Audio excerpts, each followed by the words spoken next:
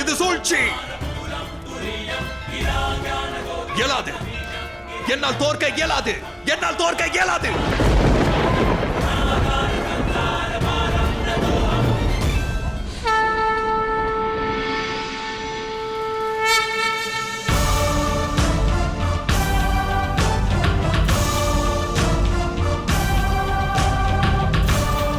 அகங்காரத்தால் கொடுமைகள் புரியும் நரகாசுரனை காமாக்யா தேவி அழித்து விடுவாள். இப்பிரபஞ்சத்திற்கு இந்த அழிவு ஒரு பாடமாகும். தீய எண்ணங்களோடு எவரேனும் பேராசை கொண்டால் அது நிறைவேறாமலேயே போய்விடும். என்னுடனேயே ஆடுகிறாயா? என்னுடன் ஆடுகிறாயா?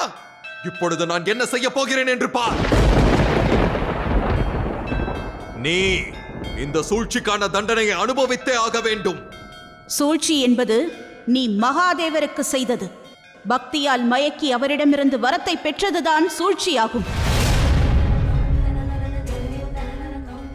சூழ்ச்சி என்பது நீ தவம் என்ற பெயரில் புரிந்தது. ஏனென்றால் நீ புரிந்தது தவமே இல்லை. உன் மனதில் இருக்கும் ஆசை கீழ்த்தரமான ஆசையாகும். அதனால் இன்று உனது அழிவின் மூலம் உனக்கும் இந்த பிரபஞ்சம் முழுமைக்கும் ஒன்று தெரியப்படுத்தப்படும். நமது ஆசைகள் அனைத்தும் நிறைவேற வேண்டுமானால் மனதில் இருக்கும் எண்ணம் தூய்மையாயிருக்க வேண்டும்.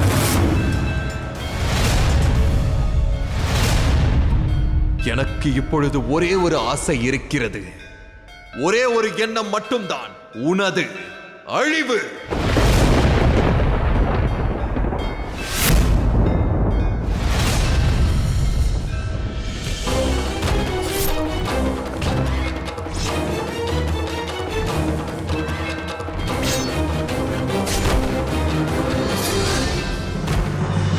நாம் அனைவரும் இப்பொழுது அங்கு சென்றாக வேண்டும். பல அசுரர்கள் உள்ளார்கள். இல்லை கார்த்திகேயா, அதற்கு அவசியம் ஏற்படாது. ஏனெனில் அங்கு அனைத்திற்கும் மேலான பெண் சக்தி ஒன்று உள்ளது. ஆற்ற வேண்டிய அனைத்து செயல்களையும் காமாக்யா தேவியே செய்து முடிப்பார்.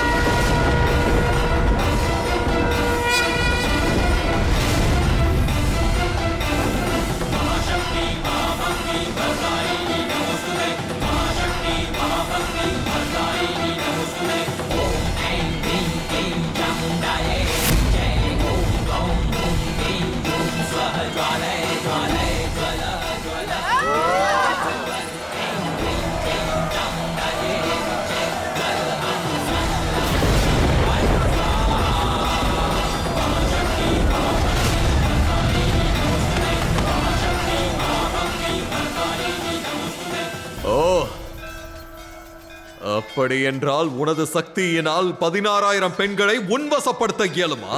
கவலை இல்லை. நான் எனது சக்தியினை ஒரே ஒரு பெண்ணிடம் மட்டும் பிரயோகிப்பேன். அத்துடன் அனைத்தும் முடிந்துவிடும்.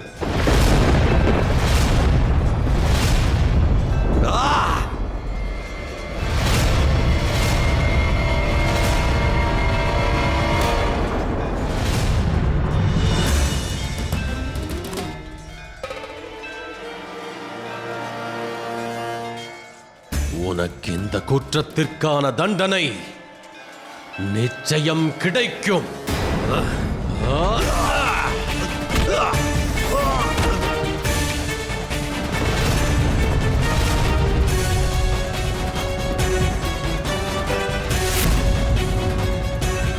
இன்று நான் உனக்கான முடிவை இங்கு வரவழைப்பேன்.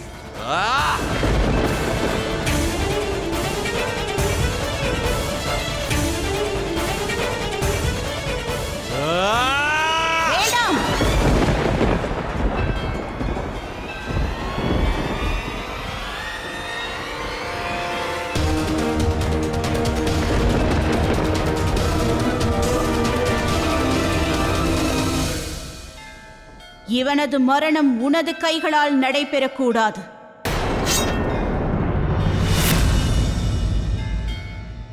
நீ பெண் இனத்தை அவமதித்து விட்டாய் நரகாசுரா. ஒரு இறைவியை கைதியாக்கி இருக்கிறாய்.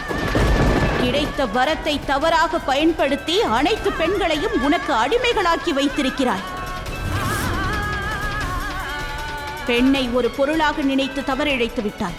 பெண்ணை போக பொருளாக்கி விட்டாய். பெண்களுக்கு அனைத்து அக்கிரமங்களையும் நீ செய்திருக்கிறாய். அதனால் உனது அழிவும் ஒரு பெண்ணாலேயே நிகழும்.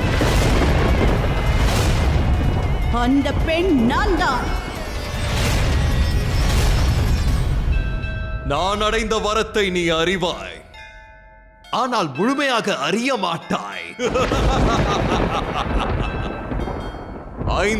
ஐந்து வரங்களை நான் மகாதேவரிடமிருந்து பெற்றுள்ளேன்.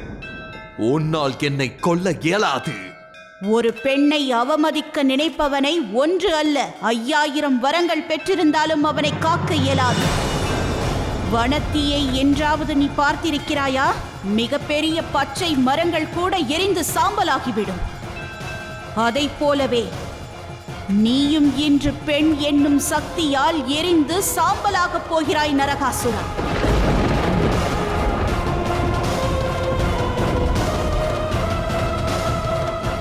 நீ பெற்ற வரத்தினால் 16000 பெண்களை உனக்கு கைதிகளாக்கினாய். தாங்கள் எனக்கு 16000 பெண்களை மணக்கும் வரமளிக்க வேண்டும். அப்படியே ஆகட்டும். அந்த வரமும் கிடைத்துவிட்டது. உனது புதல்வர்களுக்கு மரணம் இல்லாத நிலை வேண்டும் என்று கேட்டாய். எனது புதல்வர்கள் அழிவில்லாதவர்களாக இருக்க வேண்டும். அவர்களுக்கு மும்மூர்த்திகளால் மற்றும் மகாகாளியினால் அழிவு ஏற்படக்கூடாது. அவ்வாறே ஆகட்டும். ஆனால் எனக்கு குழந்தை பிறக்க வேண்டும் என்ற வரத்தை கேட்கவில்லை. உன் மூலம் இந்த மண்ணில் ஒரு குழந்தை பிறப்பதை நான் அனுமதிக்க மாட்டேன்.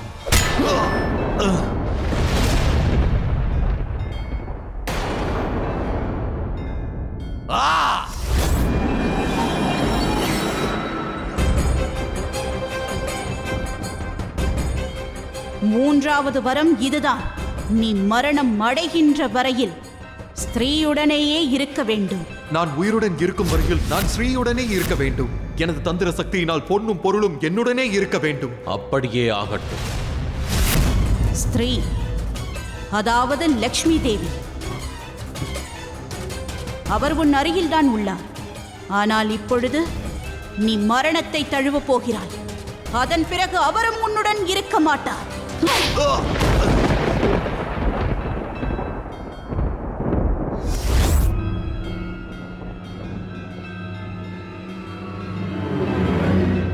இல்லை, உன்னால் என்னை கொல்ல இயலாது. என்னை கொல்லக்கூடிய எந்த சக்தியும் இங்கு இல்லை.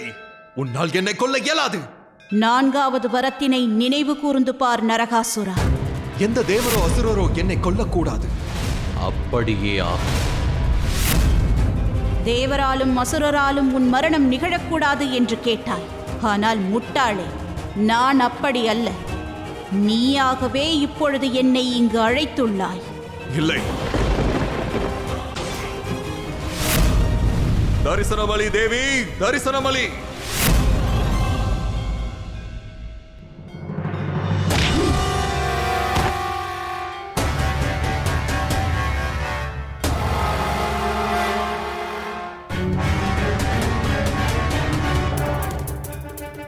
என்னை விட்டுவிடு. நான் தான் முன்னை வரவழைத்தேன். நான் உன்னை போகச் சொல்கிறேன். என்னை விட்டுவிடு. என்னை விட்டுவிடு. இங்கிருந்து செல். வேண்டாம், வேண்டாம். உனது 5வது மற்றும் இறுதி வரம். நான் கேட்பது என்னவென்றால், நான் விரும்பும் வரை என்னுடைய மரணம் என்னை நெருங்கக்கூட கூடாது மகாதேவா. அப்படியே ஆகட்டும். ஆனால் இப்பொழுது நீயே என்னை விரும்பி அழைத்துள்ளாய். மகா காளியை விரும்பி அழைத்துள்ளாய். மகா காளியின் அவதாரம் என்பது துஷ்டர்களை அழிக்க வேண்டும் என்பதுதான். நீ உன் அழிவின் மீது ஆசைப்பட்டிருக்கிறாய் நரகாசுரா. எனவே உனது அழிவு இப்பொழுது வந்துவிட்டது.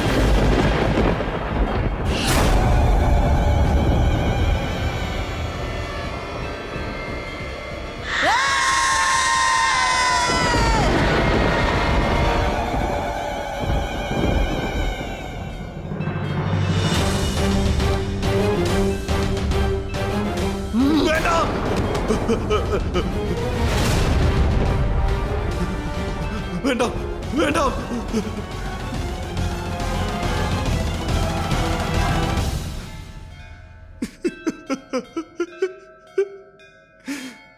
தாயே, நான் தங்கள் கணவரின் பக்தனாவேன். பல வருடங்களாக அவரை நோக்கி தவம் இருந்தேன். எனவே தாங்கள் எனக்கு அளிக்கும் மரணம் அனைவராலும் நினைவு கூறப்பட வேண்டும். ஒரு பக்தனாக நினைவு கூறப்பட வேண்டும், அசுரனாக அல்ல.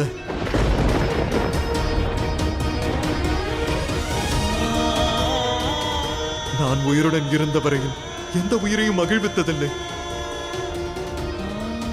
நான் இறந்த பிறகாவது இந்த பிரபஞ்சம் என்னால் மகிழ்ச்சியுடன் இருக்க வேண்டும். அத்தகைய மரணத்தை தாருங்கள்.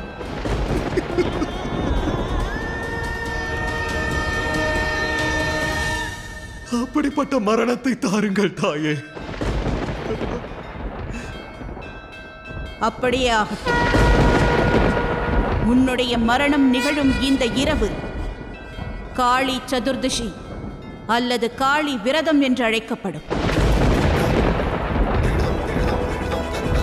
எத்தகைய வழியில் உனது தீய பார்வையிலிருந்து இந்த அனைத்து பெண்களையும் நான் விடுவித்தேனோ அந்த வழியில் இன்றைய நாளில் உலக மக்கள் தங்களையும் தங்களுடைய குடும்பத்தையும் தாங்கள் சேர்த்து வைத்திருக்கும் செல்வத்தையும் தீய பார்வையிலிருந்து காத்துக்கொள்வார்கள்.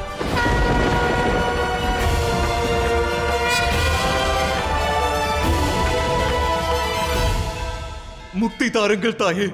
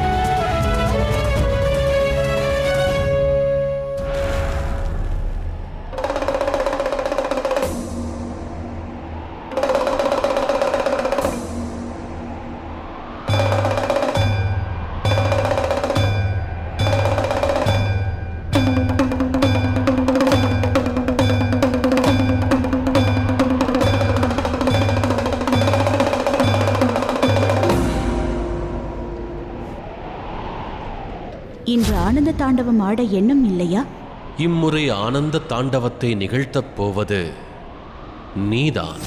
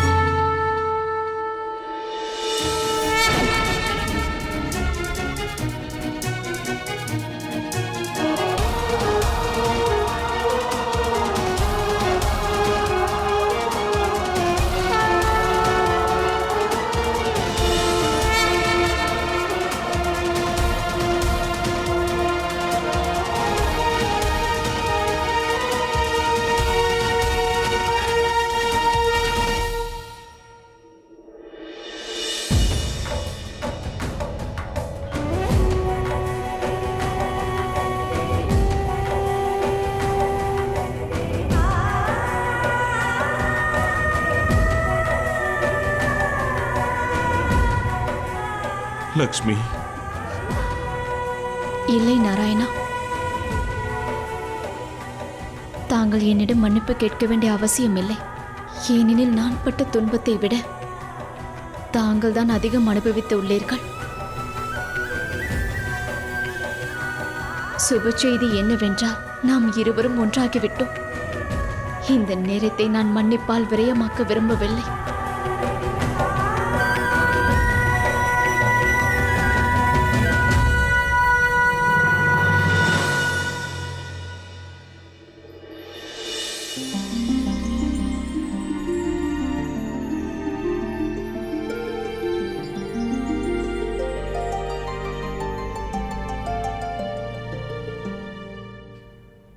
தேவி, தாங்கள் இந்த அனைத்து படைப்புகளையும் நரகத்திலிருந்து மீட்டுள்ளீர்கள். தாங்கள் எங்களை மட்டுமல்ல, தாங்கள் பிரபஞ்சத்தையே மீட்டுள்ளீர்கள்.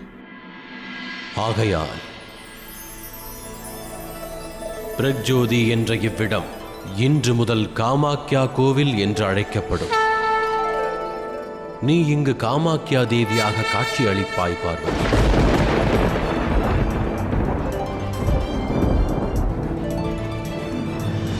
மேலும் பயானந்த பைரவர் இங்கு உனக்கும் உன்னுடைய பக்தர்களுக்கும் காவலாயிருப்பார்.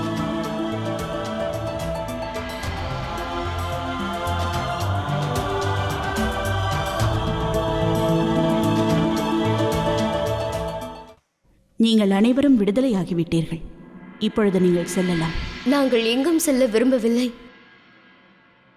நாங்கள் தங்களை பூஜித்தபடி இங்கேயே இருக்க விரும்புகிறோம். உங்களது விருப்பம் இதுவென்றால் அதையே நிறைவேற்றுங்கள். இன்றிலிருந்து இந்த பகுதி ஹாசி மற்றும் காரோ சமாஜ் என்ற பெயரில் அழைக்கப்படும். பெண்கள் இந்த உலகை எப்படி வழிநடத்த முடியும் என்று அனைவருக்கும் எடுத்துரைக்கும் பணியினை செய்யுங்கள்.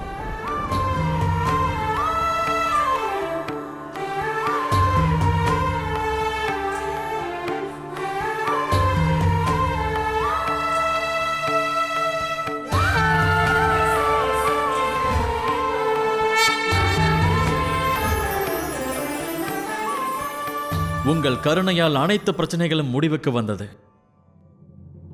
அனைத்தும் மங்களமாயிற்று. இல்லை தேவேந்திரா, இன்றைய இரவு அமாவாசையாகும். நரகாசுரன் என்ன கூறினான்? இந்த பிரபஞ்சத்தையே இருளில் மூழ்கடித்து செல்வம் இழக்க செய்வேன் என்றான். இந்த பிரபஞ்சத்தை அதிலிருந்து காப்பதற்காக நாம் இன்றைய இரவு லக்ஷ்மி பூஜை செய்ய வேண்டும்.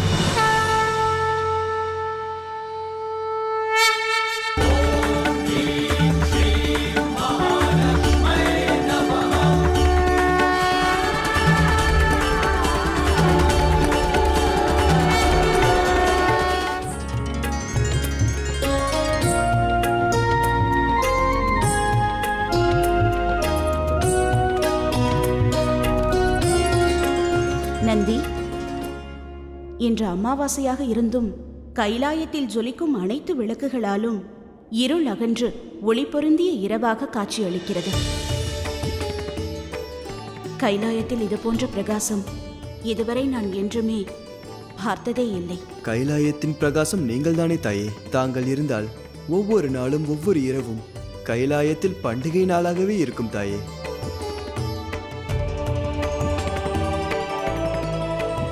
நாம் பாக்கியசாலிகள் தந்தையே. காமாக்கியா தரிசனம் பெறும் பாக்கியம் பெற்றுவிட்டோம்.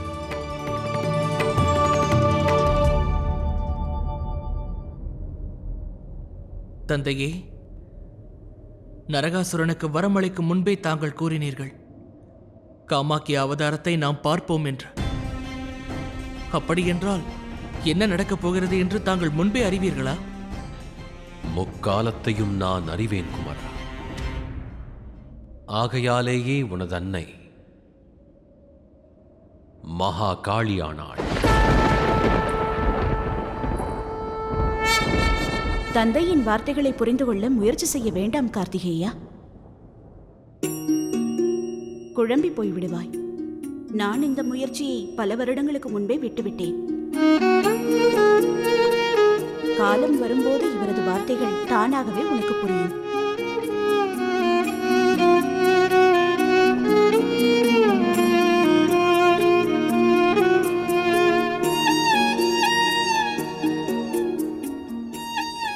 அப்படி பார்க்காதீர்கள் மகாதேவா.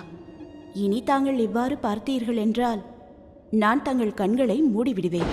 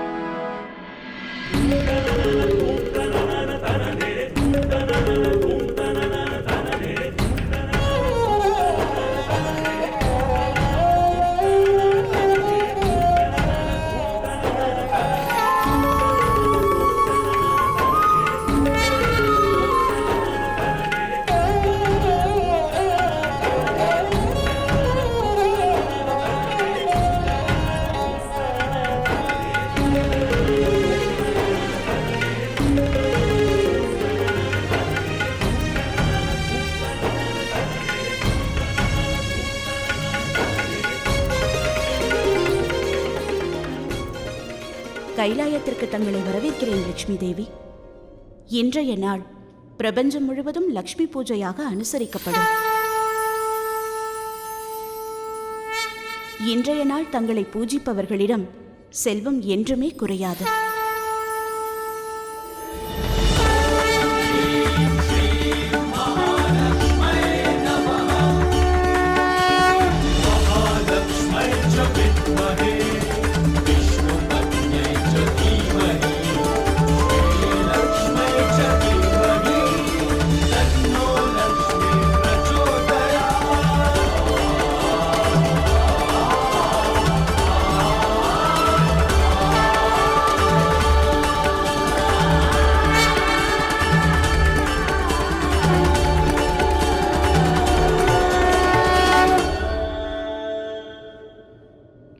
இந்த இருள் நிறைந்த இரவில் தீபம் ஏற்றி தாங்கள் என் மனதை கவர்ந்து விட்டீர்கள். இந்த இருள் நிறைந்த இரவில் மகாகாளி நமக்கு தீபமாக மாறி நமக்கு ஒளி கொடுத்தார். நான் வாக்களிக்கிறேன், ஒவ்வொரு வருடமும் கார்த்திகை மாதம் அமாவாசை நாளில் நான் தீபமாக மாறி அனைவரும் வாழ்வில் நான் ஒளி தருவேன்.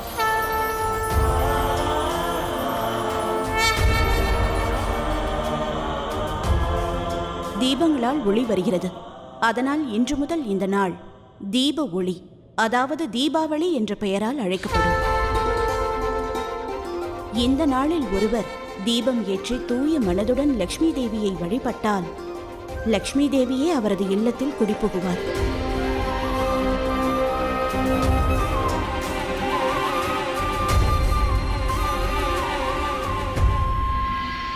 எங்களுக்கு விடை கொடுங்கள் தாயே. கார்த்திகேயா, வாருங்கள் தேவேந்திரரே.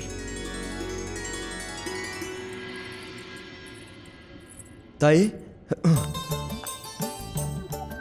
தாயே, எனக்கு மிகவும் பசியாக உள்ளது. பசிக்கிறதா?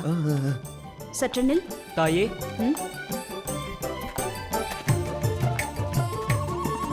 எடுத்துக்கொள்.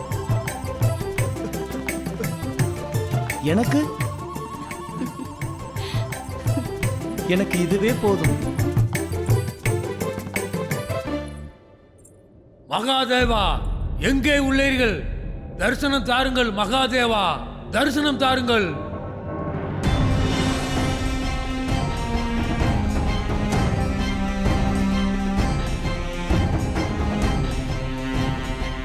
இல்லையெனில் எனது வாழ்வை முடித்துக் கொள்வேன்.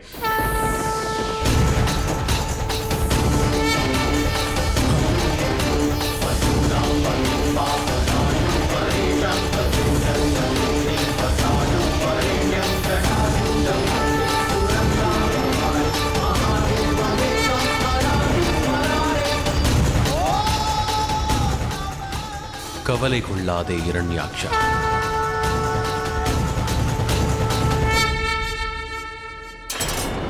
எந்த தந்தையேனும் தன்னுடைய புதல்வனின் சவத்தை காண வேண்டிய நிலை வந்தால் அவன் கவலைப்பட மாட்டான் மகாதேவா. இந்த உடலை பாருங்கள். அவன் இருக்கும் வரையில் தங்களின் பக்தனாக இருந்தான். இவன் வருடக்கணக்கில் தங்களுக்காக தவம் இருந்தான். பிறகு ஆணவத்தான் அநியாயங்கள் புரிந்தான். அந்த தண்டனை அவனுக்கு கிடைத்தது. ஆனால் இதில் எனது குற்றம் என்ன? நானும் அசுரன் தான். ஆனால் நானும் ஒரு தந்தை தானே. நரகாசுரன் மரணித்ததற்கு காரணம் யாதெனின் அசுர புத்திரன் என்பதல்ல, துஷ்டன் என்பதாலேயே மரணம் நிகழ்ந்தது. நரகாசுரனின் கர்மங்களே இதற்கு காரணம். தீய மார்க்கத்தில் எவர் சென்றாலும் அவர்களுக்கு அழிவானது விதியாகும். உனது மற்றொரு புத்திரனும் இவ்வாறு செயல்பட்டால் அப்புத்திரனும் மரணிப்பது நிச்சயம். ஆனால் எனக்கு வேறு புத்திரர்கள் இல்லையே மகாதேவா.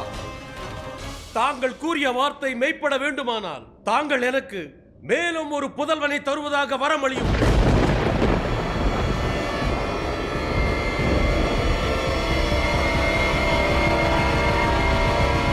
ஐயே, தங்களுடைய செயலால் இந்த அமாவாசை இரவை பௌர்ணமியை விட பிரகாசமாக மாற்றிவிட்டீர்கள்.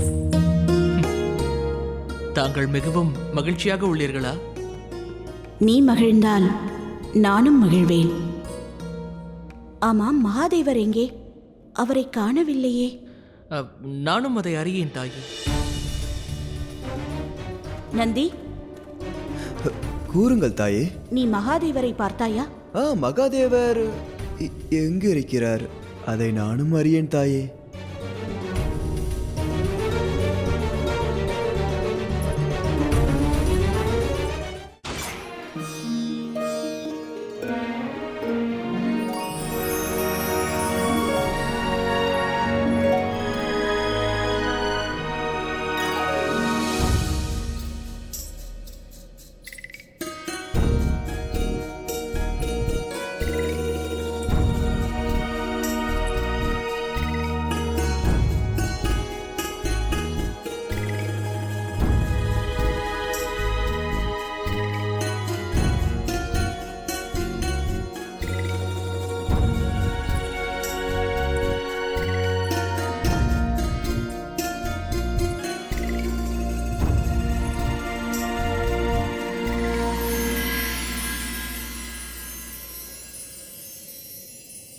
நான் தான் கூறினேனே, தாங்கள் என்னை இவ்வளவு அன்புடன் பார்த்தால் தங்கள் கண்களை மூடிவிடுவேன் என்று.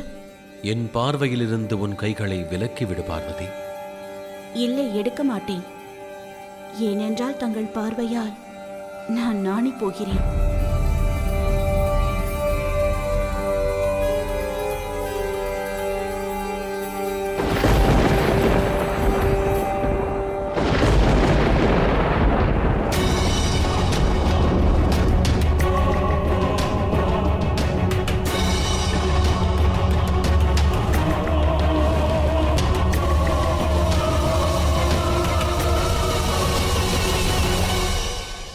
அமாவாசை இரவு முடிந்துவிட்டது. ஆனால் பகலில் எப்படி இருள் சூழ்ந்தது?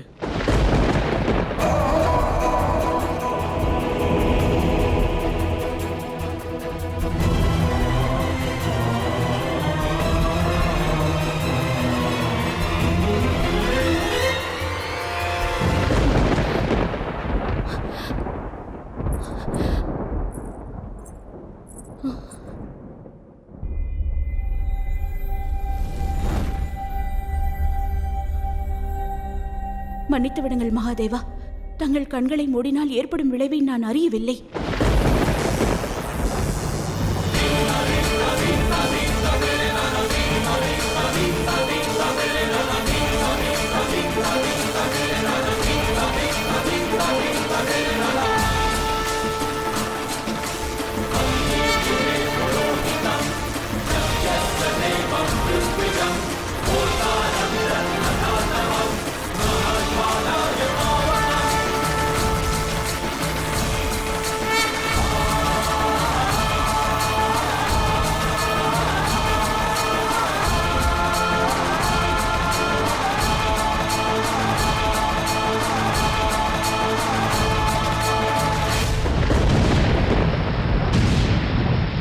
பிரபஞ்சத்தில் ஏதேதோ அபசகுணங்கள் நடந்து கொண்டிருக்கின்றன.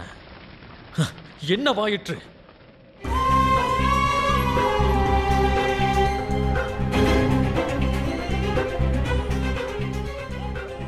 எதை செய்தாலும் அதில் எனக்கு நன்மைதான் அடங்கியுள்ளது மகாதேவா. முருகனை தான் என்னால் வளர்க்க இயலவில்லை. ஆனால் இந்த குழந்தையை நானே வளர்ப்பேன். என் தாய்மைக்கு மீண்டும் வாய்ப்பளித்ததற்கு நன்றி, மிக்க நன்றி.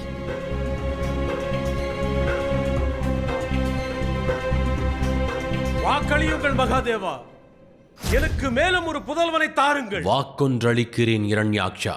எனது அம்சத்தில் உருவாகும் குழந்தையை உனக்கு வரமாக அளிக்கிறேன். அக்குழந்தையும் வளர்ந்து தீய மார்க்கத்தையே மேற்கொண்டால் அக்குழந்தையும் மரணத்தை சந்திக்க நேரிடும்.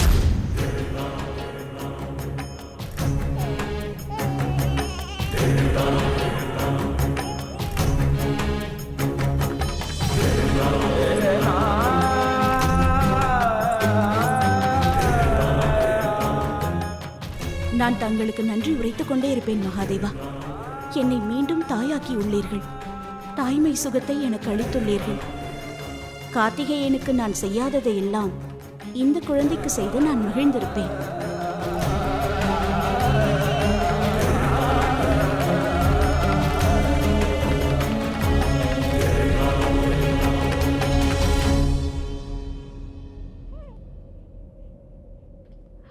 மகாதேவா, இந்த குழந்தையால் இக்குழந்தை பார்வை திறனற்றது.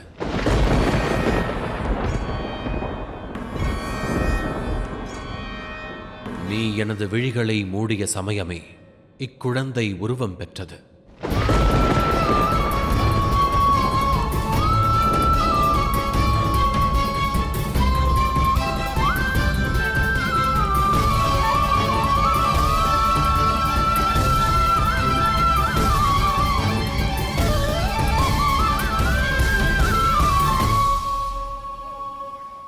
இந்த குழந்தை பார்ப்பதற்கு பார்வையே தேவை இருக்காது மகாதேவா. என் தாய்மையால் இந்த பிரபஞ்சத்தை நான் இவனுக்கு காட்டுவேன். நீ பார்ப்பதற்கு உனக்கு கண்களே தேவைப்படாது. எந்த குழந்தைக்கு தாயின் அருள் உண்டோ அக்குழந்தைக்கு இருள் கூட வெளிச்சம்தான். நான் உனக்கு ரிதாம்பர பிரக்ஞையை வரமளிக்கிறேன். ஒருவர் பார்த்து உணர்ந்து கொள்வதை நீ கேட்டே உணர்ந்து கொள்வாய். உன்னால் கண்களால் காண இயலாமல் போகலாம், ஆனால் செவிகளால் அனைத்தையும் உணர்வாய்.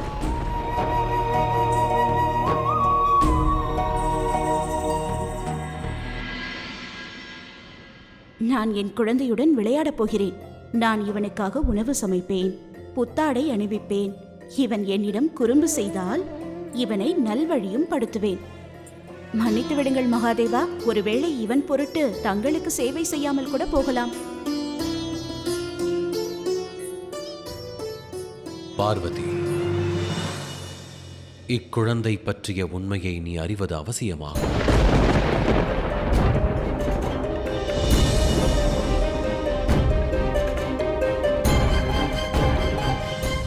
மகாதேவா, எங்கு உள்ளீர்கள் மகாதேவா?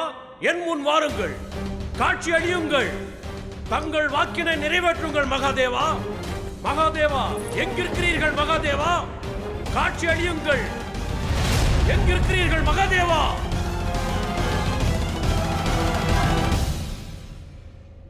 வேண்டாம் மகாதேவா, இம்முறை வேண்டாம். கார்த்திகேயனை நான் கார்த்திகை பெண்களிடம் அளித்தேன். இம்முறை என் குழந்தையை எடுத்துச் செல்ல நான் அனுமதிக்க மாட்டேன்.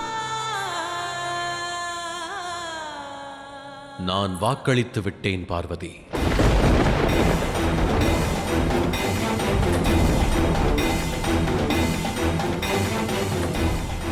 ஒருவனது கர்மமே அவனது வாழ்வை முடிவையும் தீர்மானிக்கும். இவ்வுண்மையை அவன் கற்றல் அவசியம். பிரபஞ்சத்திற்கு இது அனுபவ பாடமாகும். கடும் தவத்தால் பெற்ற வரம் தீய மார்க்கத்திற்கு பயன்படுமேயானால் அவ்வரமே சாபமாகிவிடும். இவன் தங்கள் குழந்தை மட்டுமல்ல மகாதேவா, இவனது தாய் நான். இந்த அசுரனுக்கு வாக்களிக்கும் முன்னர் தாங்கள் என் அனுமதியை பெற்றீர்களா?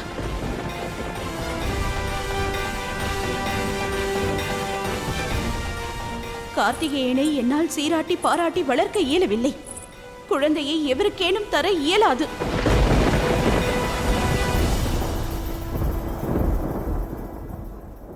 எந்த அசுரனாவது மகாதேவரை தேடி கைலாயத்திற்கு வந்தால் நிச்சயமாக அது அமங்கலம்தான். இரண்யாக்ஷன் இங்கு வந்திருப்பதும் மங்களம் அல்ல. நிச்சயமாக நரகாசுரனின் மரணத்திற்கு பழி வாங்க வந்திருக்கிறார். ஆனால் உண்மையை அறிந்து கொள்ளாமல் நாம் தீர்மானிப்பது முறையல்ல தேவேந்திரன்.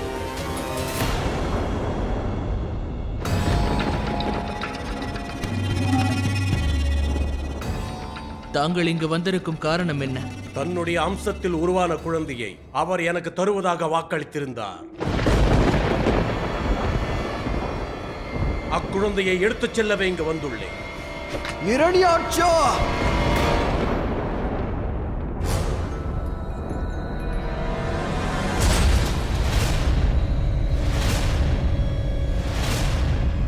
தாக்குவதற்கு முன்பாக சிந்தியுங்கள் நந்தி. மகாதேவர் எனக்கு அளித்த வாக்கை அழித்த குற்றம் தங்களுக்கு வேண்டாம். வேண்டாம் தேவேந்திரனே.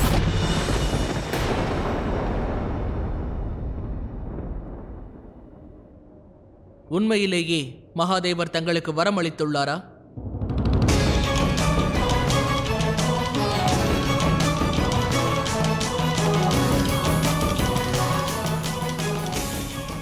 இவருடைய கண்களில் உண்மை இல்லை. என்னாயிற்று நாராயணா? மீண்டும் பார்வதிக்கு இந்த நிலை ஏற்பட வேண்டுமா? இத்தகைய தவறான வரத்தை மகாதேவர் எதற்காக அளித்தார்? மகாதேவர் எப்பொழுதும் தவறாக எதையும் செய்வதில்லை. நிச்சயம் அதில் ஓர் காரணம் இருக்கும். மகாதேவர் தன்னுடைய குழந்தையை கைலாயத்தை விட்டு அனுப்ப நினைத்தால் நிச்சயம் அதன் பின்னால் பெரிய காரண காரியம் இருக்கும். ஆனால் பார்வதி மிகவும் தளர்ந்து விடுவாரே, அவரை பற்றி சிந்திக்க வேண்டாமா? பார்வதியை நினைத்து நானும் கவலையாகத்தான் உள்ளேன். அதைவிட அதிக கவலை ஒன்றுள்ளது. இந்த சம்பவத்தினால் பல பயங்கரமான சம்பவங்கள் ஆரம்பமாகப் போகின்றன.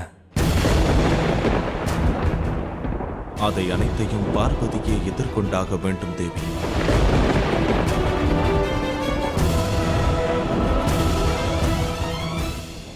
இரண்யாக்ஷனுக்கு நான் அளித்த வரத்தினாலேயே இக்குழந்தை உருப்பெற்றது.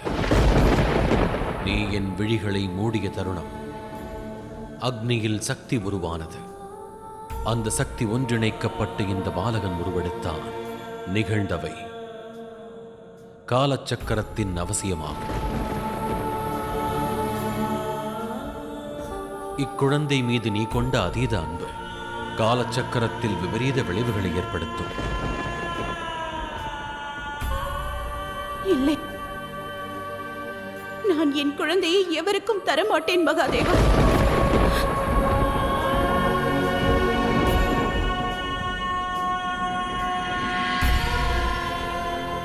உன் நிலையை நான் உணர்கிறேன் பார்வதி. எனினும் நான் அளித்த வாக்கை மீறுதல் அதர்மச் செயலாகும். தாங்கள் மீண்டும் நான் குழந்தையை இழக்க வேண்டும் என்று நினைக்கிறீர்களா?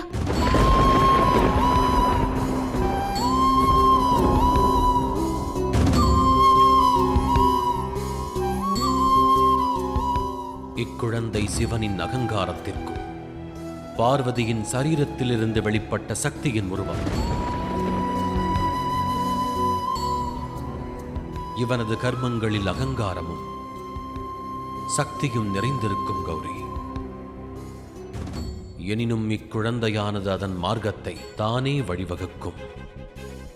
அந்த மார்க்கமானது எம்மார்க்கமாகவும் இருக்கலாம். தீய மார்க்கத்தை தேர்ந்தெடுத்தால் அது இப்பிரபஞ்சம் முழுவதையும் இருளாக்கும் சக்தி வல்லதாக இருக்கும்.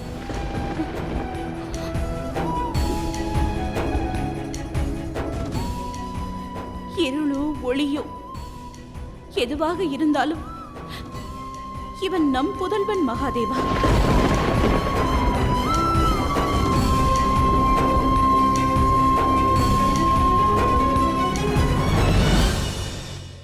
இனி நீ எடுக்கும் எம் முடிவையும்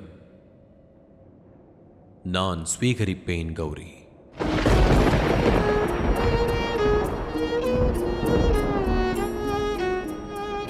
மிக அற்புதம் மகாதேவா. பேச்சினால் வெல்லும் கலையில் நாராயணரையும் தாங்கள் மிஞ்சிவிட்டீர்கள். இதை என் கர்மம் என்றோ, இல்லையே எனது மனைவியிடம் யாசகம் என்றோ கூறு. இனி இதற்கான முடிவு உனதாகும் பார்வதி.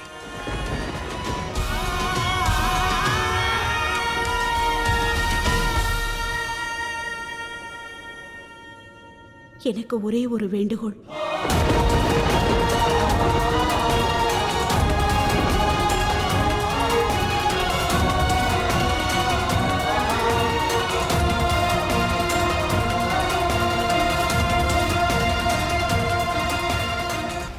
தாங்களும் அறிவீர்கள் கார்த்திகேயா, நான் கூறுவது உண்மைதான்.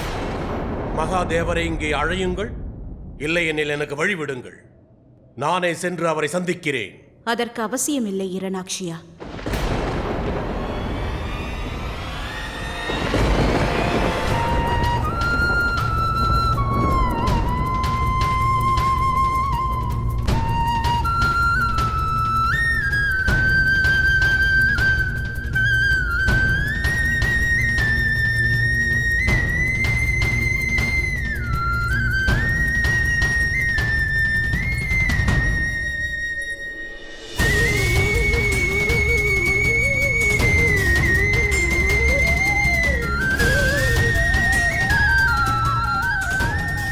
சிவன் மற்றும் சக்தியின் அங்கம் இவன். இருள் இவனது நண்பன். குரலே இவன் பார்வையாகும். மற்றவர்கள் பார்த்து உணராததை கூட இவன் கேட்டே உணர்ந்து கொள்வான்.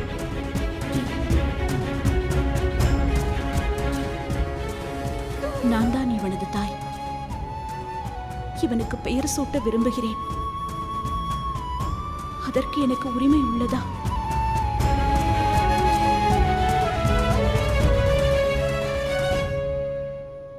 இருள் இவனது நண்பன்.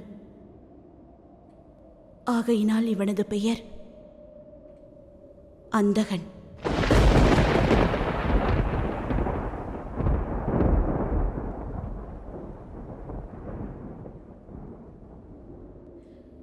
எனக்கு பொய்யுரைக்க தெரியாது. ஆகையினால் இன்றும் உண்மையே கூறுகிறேன். இவனை விட்டு விலகி இருக்க நான் விரும்பவில்லை. ஆனால் எனது கணவரின் முடிவை ஏற்காமலும் இருக்க முடியாது.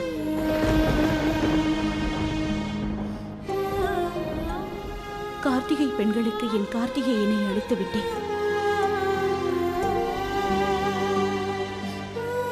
இம்முறை அந்தக்கை தங்களிடம் தருகிறேன். மீண்டும் மீண்டும் ஒருவர் ஒரே துக்கத்தை அனுபவிக்கும் பொழுது அவர்களுக்கு துக்கம் குறைந்துவிடும் என்பார்கள். ஆனால் ஒரு தாய்க்கு தனது குழந்தையை பிரிந்திருக்கும் வேதனை குறையவே குறையாது.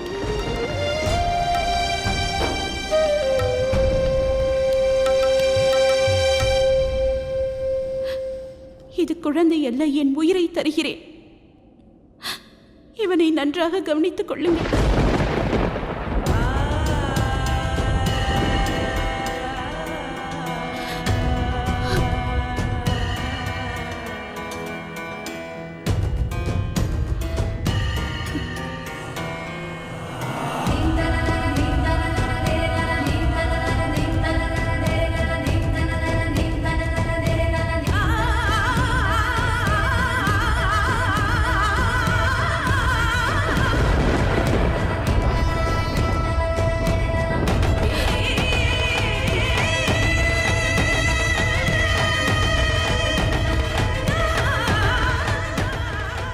மிக்க நன்றி பார்வதி தேவி, மிக மிக நன்றி.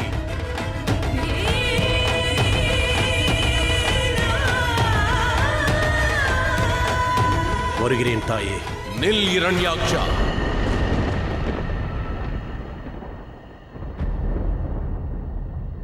புறப்படும் முன்பு ஒன்றை அறிய வேண்டியது அவசியமாகும். இக்குழந்தை அற்புத சக்தி படைத்தது.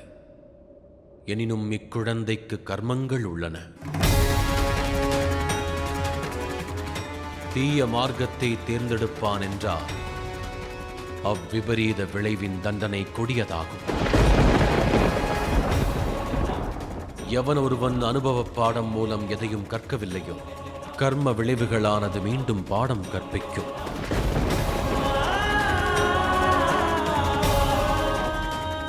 நான் நினைவில் வைத்திருப்பேன் மகாதேவா.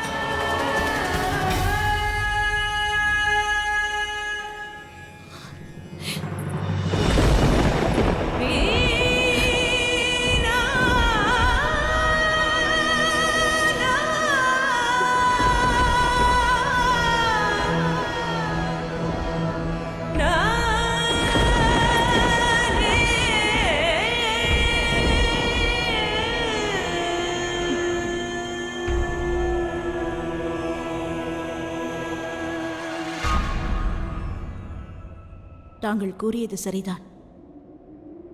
ஒவ்வொரு கர்மத்திற்கும் ஒரு பலன் உண்டு.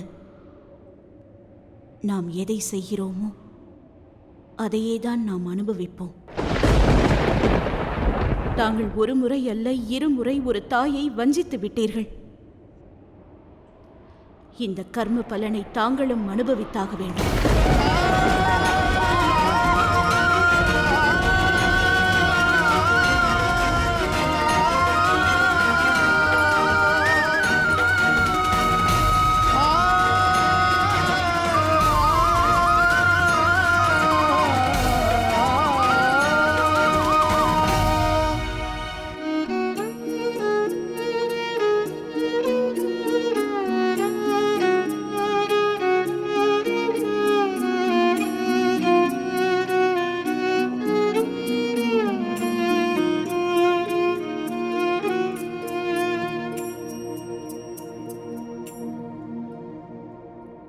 கௌரி, உண்மையை நீ எதையும் கேட்பதற்கு முன் நான் ஒன்றை அறிந்து கொள்ள விரும்புகிறேன். இப்பொழுது என் அருகில் இருப்பவர் யார்? தன் மனைவியின் வேதனையை அறிந்து கொண்ட ஒரு கணவனா? இல்லையென்றால் அவர் வரத்தை மட்டுமே காக்க நினைக்கும் கடவுளா? துயர் துடைக்க கணவனாக நான் இங்கு வரவில்லை. ஓர் பக்தனுக்கு அளித்த வரத்தை காப்பதற்காகவும் வரவில்லை. அக்குழந்தையை பிரிந்ததன் காரணம் யாது? அதற்கான காரணத்தையும் உன்னிடம் உரைப்பது அவசியமாகும். ஒரு தாய்க்கான இடம் இப்பிரபஞ்சத்தில் மிகவும் உயர்ந்ததாகும். காரணம் அறிவாயா? ஏனெனில் ஒரு தாய் தனது உடலை மட்டும் தன் குழந்தைக்கு அளிப்பதில்லை, அவளின் ஆத்மாவிலிருந்தும் மற்றொரு ஆத்மாவை அளிக்கிறாள். இப்புனித செயலால் கர்ப்பதானமே உலகில் உயர்ந்ததாக கருதப்படுகிறது. ஏனெனில் குழந்தைக்கு தனது ஆத்மாவையே அளிக்கிறாள். எக்குழந்தைக்கும் தனது கர்ம பலன் என்று ஒன்று உண்டு. நீ பிரிந்த குழந்தையின் கர்மம் எக்கால சக்கரத்தால் உருவானது என்பதை நீ அறிய வேண்டும். இரண்யாட்சனுக்கு நீ அளித்ததும் கால சக்கரத்தின் அவசியமாகும்.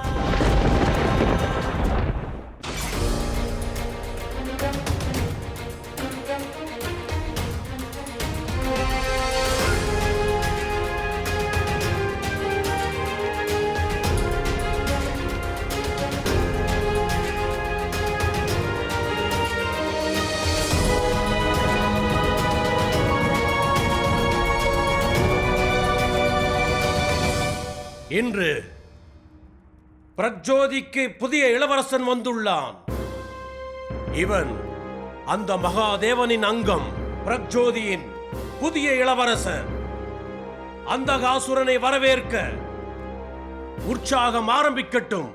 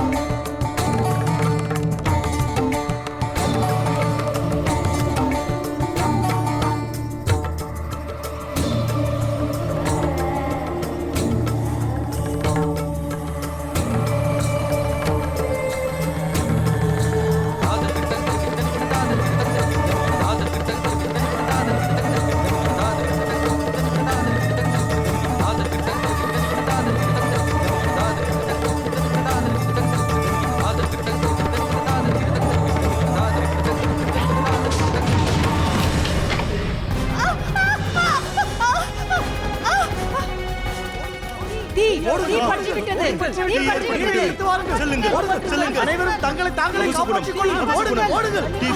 தீயின் ஜுவாலையிலிருந்து காப்பாற்றிக் கொள்ளுங்கள். ஓடுங்கள், ஓடுங்கள். இப்படி செல்லுங்கள். அவரவர் மீது காப்பாற்றிக் கொள்ளுங்கள். செல்லுங்கள். ஓடுங்கள், ஓடுங்கள், ஓடுங்கள். இதுவரை இப்படி ஒரு அபசகுனம் இந்த சாம்ராஜ்யத்தில் ஏற்பட்டதில்லை. இது எதிர்பாராமல் நடந்தது. என் குழந்தையினால் வந்த அபசகுனம் அல்ல.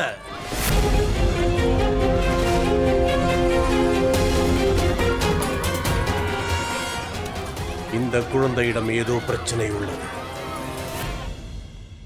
நிகழ்ந்தவை அனைத்தும் விதிப்படியே நடந்ததாகும்.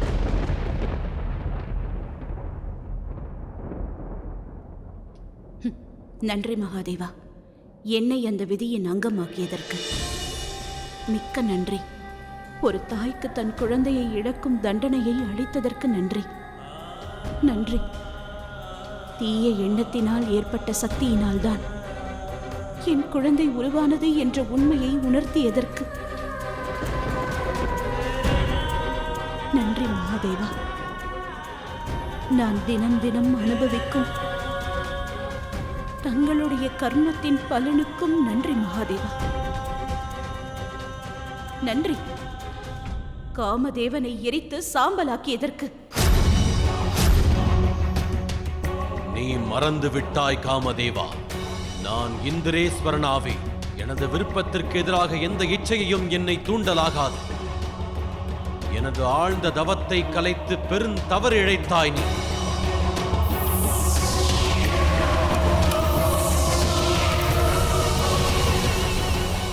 அதனால் நான் பெற்ற சாபத்தினால் என்னால் ஒரு குழந்தைக்கு தாயாக இயலவில்லை.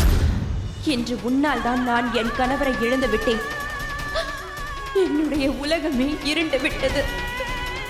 நான் உன்னை இப்பொழுது சபிக்கிறேன். மகாதேவரையே நீ உன்னுடைய கணவராக அடைந்தாலும் கூட உனக்கு புத்திர வாக்கியமே கிடைக்காது. பார்வதி, மன்னியுங்கள் மகாதேவா, நான் தங்களை குறை கூற விரும்பவில்லை. ஆனால் தங்களிடத்தில் நான் இருந்திருந்தால் தாங்கள் என்னிடம் கூறாததை நான் தங்களிடம் கூறியிருப்பேன். நான் தங்களுடன் விவாதிக்காமல் இவ்வளவு பெரிய முடிவை எடுத்திருக்கவே மாட்டேன். ஆனால் தாங்கள் எடுத்து விட்டீர்கள்.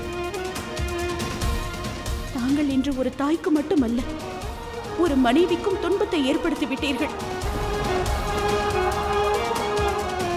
நான் நரகாசுரனை கொன்றதை ஏற்றுக்கொள்கிறேன். அதன் கர்ம பலனை நான் அனுபவித்தாக வேண்டும். ஆனால் எப்பொழுது கர்மமும் நானே மோட்சமும் நானே என்று கூறும் மகாதேவர் இன்று இதை ஏன் கூறவில்லை? தாயும் நானே குழந்தையும் நானே என்று. பார்வதி,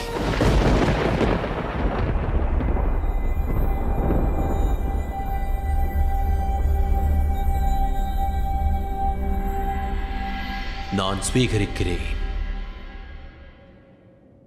நீ அடைந்த அனைத்து துன்பங்களுக்கும் காரணம் நானாவேன். உனது எண்ணத்திற்கு மாறாக செயல்பட்டதால் கைலாயம் விட்டுச் செல்ல விரும்புகிறேன்.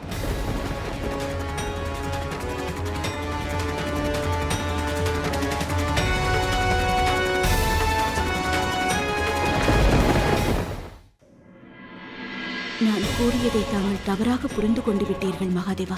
இல்லை பார்வதி, ஒரு மனைவியாகவும் உன்னுள் இருக்கும் தாய் உணர்வும் என்னை மன்னிக்காத வரையில் நான் மீண்டும் கைலாயம் வரப்போவதில்லை. தாய்மையின் அன்பால் விளைந்த காயங்கள் ஆறும் வரை கைலாயம் வரப்போவதில்லை.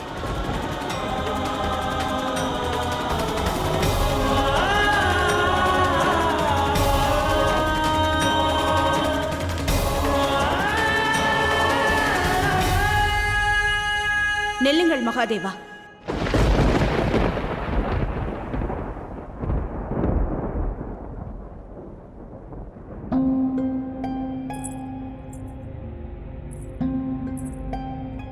முதலில் நான் கார்த்திகேயனை இழந்தேன். பிறகு அந்தகனை நீங்களே தானமாக அளித்தீர்கள். இருமுறை நான் பொறுத்து கொண்டேன். ஆனால் ஒன்றை நினைவில் கொள்ளுங்கள், என் தாய்மைக்கு ஏதேனும் பங்கம் ஏற்பட்டால் அப்பொழுது இந்த தாய் எவரையும் மன்னிக்க மாட்டாள். அது மகாதேவராக இருந்தாலும் சரி, மகாதேவராக இருந்தாலும் சரி.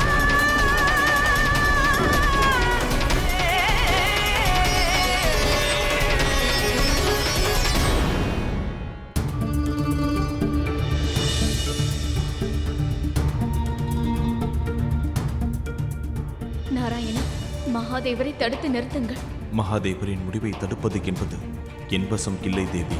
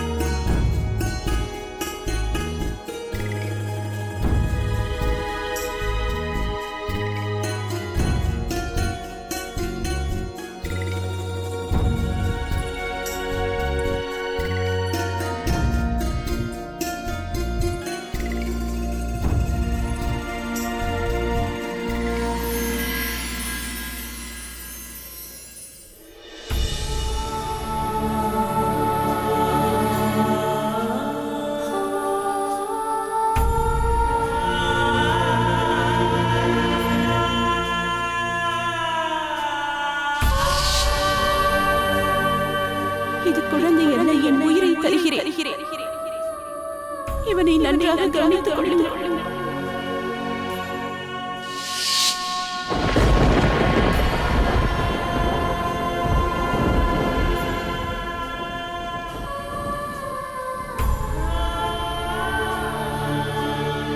தாயே, தங்களுடைய இந்த கவலை எனக்கு நன்றாகவே புரிகிறது தாயே. முதலில் தாங்கள் என்னை பிரிந்திருந்தீர்கள். இப்பொழுது அந்தகனை தங்களிடமிருந்து தங்கள் குழந்தையையும் என்னிடமிருந்து என் சகோதரனையும் தந்தை பிரித்து விட்டார்.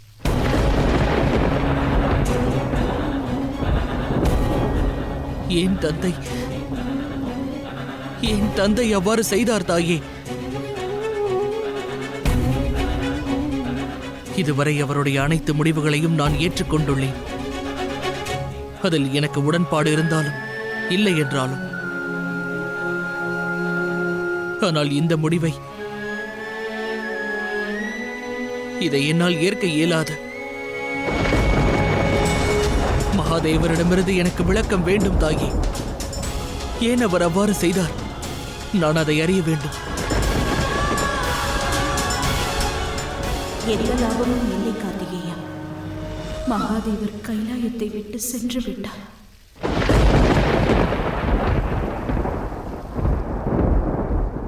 எங்கு?